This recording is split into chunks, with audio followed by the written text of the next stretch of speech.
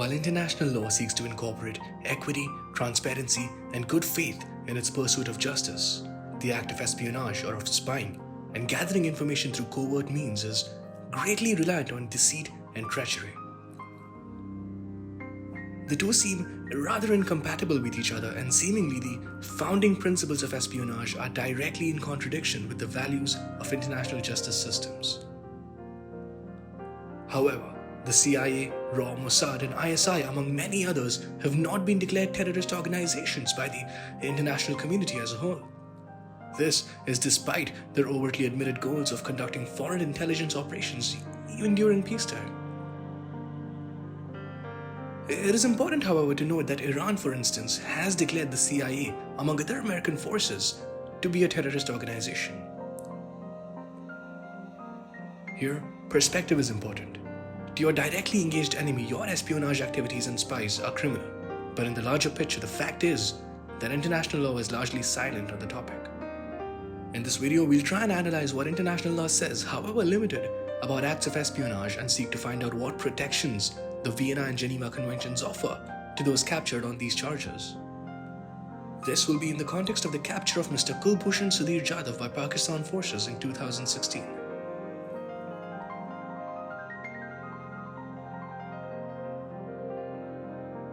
Espionage has been referred to as a non-crime crime by scholar G.B. Demarest in an attempt to explain its paradoxical nature. He concludes from existing resources in law that a spy does not remain at large. He is liable to capture and punishment in the process of spying, but once finished, the spy does not remain at large and is absolved of his criminal liability once he has made his way back home. Hugo Grotius, a 17th century philosopher, offered an opinion on espionage that has stood the test of time and resonates even today.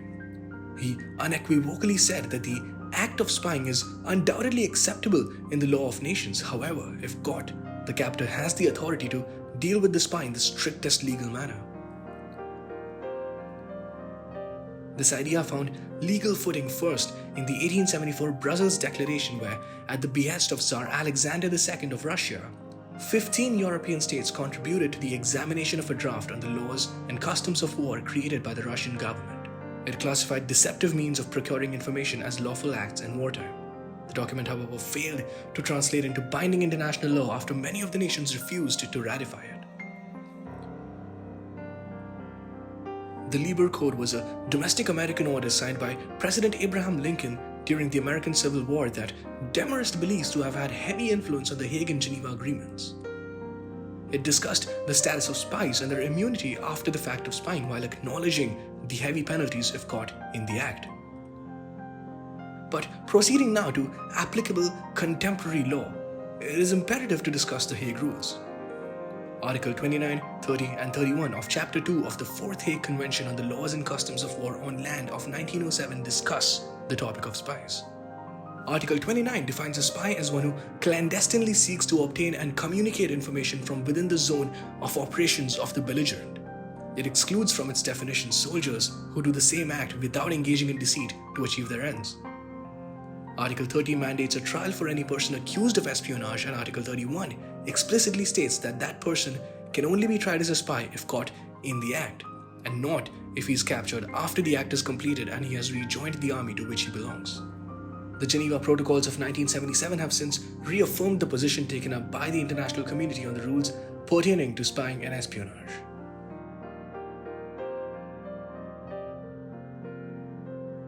The above provisions, however, have exclusively referred to wartime espionage. While the legality of aggressive war remains another topic to be discussed in another context, many things, including murder, have found legal protection in wartime. This is under different contexts and in different times, but outside of war, these things revert back to their original criminal connotations. Is espionage among these things? International law is largely silent on peacetime espionage, and scholarly works differ widely in their opinions. A popular view remains that espionage is morally and politically untainted even during peacetime, whereas scholars such as Quincy Wright believe it to be a violation of international law and customs.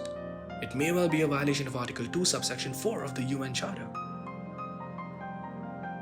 English historian Michael Byrne has included in his definition of spies a point that raises an interesting question. He includes surveillance conducted by a state on its own citizens and counter-surveillance by one or more citizens or groups of citizens on the state and its secrets within the ambit of his definition of spying. While the apex court in a democratic state is meant to regulate state surveillance, acquiring and disseminating state secrets by domestic groups is often a crime of the nature of treason or even sedition in domestic law and is punishable by a court of law.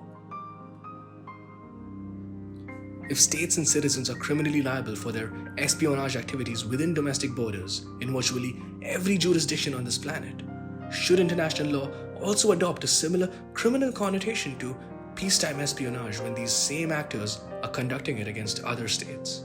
Perhaps with fewer procedural safeguards to deter what would then be an objectively criminal act.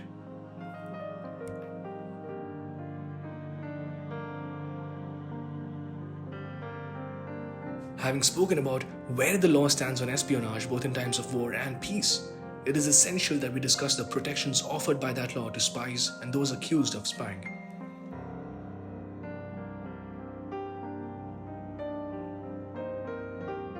Kulbhushan Sudhir Jadhav has been in the custody of Pakistan authorities since the 3rd of March 2016. Pakistan alleges that his arrest occurred after he illegally entered Pakistan territory through the Iran border and carried a fake passport with him which identified him as Hussain Mubarak Patel. India denies these allegations and claims that Kulbhushan Jadhav resided in Iran and was conducting business activities there after having retired from the Indian Navy. Pakistan also communicated a videotape that records Mr. Jadhav confessing his role in espionage activities conducted at the behest of RAW or the Research and Analysis Wing of India. The court, however, establishes very clearly that the circumstances in which the video was made have not been furnished to the court. The Indian government immediately recognized him as an Indian national and repeated pleas to allow consular access to Mr. Jadhav had been ignored. Pakistan has since called for India's cooperation with the investigation and the trial of Mr. Jadhav that occurred before a military court in Pakistan. This was despite never making the case file and other important documents available to Indian officials. On April 10, 2017, Mr. Jadhav received the death sentence before the military court. Pakistan later allowed for Mr. Jadhav's wife and his mother to visit him, but the circumstances of their experience and the interaction are still largely disputed by both parties.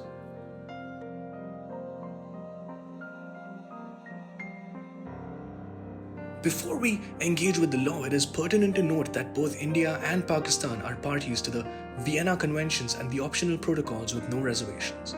India has sought to enforce Article 36 of the Vienna Conventions on consular relations, which would enable Mr. Jadhav to communicate freely with the Indian embassy. In response, Pakistan raised 3 objections. The first, that Article 36 does not apply in prima facie cases of espionage. The second, that customary international law allows for states to draw exception to Article 36 in some cases. And the third, that the 2008 agreement on consular access between India and Pakistan will be applicable to this issue, rather than the Vienna Convention on Consular Relations. So do these oppositions stand in law? Both India and Pakistan have referred to the travaux préparatoires or the official negotiations on record that preceded the actual draft to make their point. When concerned with the question of whether Article 36 protections do not apply to those suspected of espionage activities, the court first interpreted the silence of the article on any exceptions to that provision as an understanding that even those suspected of espionage would be afforded the protections that Article 36 confers on international prisoners. Here, the court deems that the official language of the document is clear enough to discard the need for reliance on the official negotiations that preceded it. The court also referred to the discussions of the International Law Commission of 1960, which prescribes for the words "without delay" to be replaced with "without undue delay" in Article 36(1)(a) of the aforementioned Vienna Convention regarding the urgency of establishing first communication of an international prisoner with his embassy. The court, however, interpreted the suggestion as allowing a prisoner to remain incommunicado for a period of crucial investigation, rather than for it to be read as an exception for espionage cases.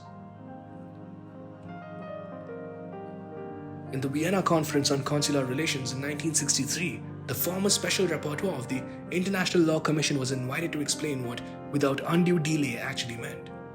His definition confirmed the interpretation of the provisions as one for investigative convenience, and a subsequent motion by the United Kingdom to delete the word undue from the phrase was passed. Pakistan's arguments to consider customary international law as assuming precedence over the language of the convention was rejected by the court.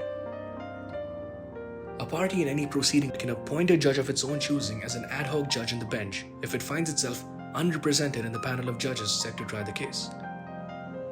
Pakistan chose the Sadok Hussain Jilani, the former Chief Justice of Pakistan. He proceeded to disagree with the majority of the court and became the single dissenting judge on the panel which voted for Pakistan to review the sentence and to establish consular access for Mr. Jadhav, in addition to immediately making him aware of his rights, which they had failed to do in the opinion of the court. Pakistan has issued statements since that it has restored consular access for Mr. Jadhav. However, the parties remain at loggerheads with disagreements and disputes going strong as India seeks to ensure Mr. Jadhav's safe return back home.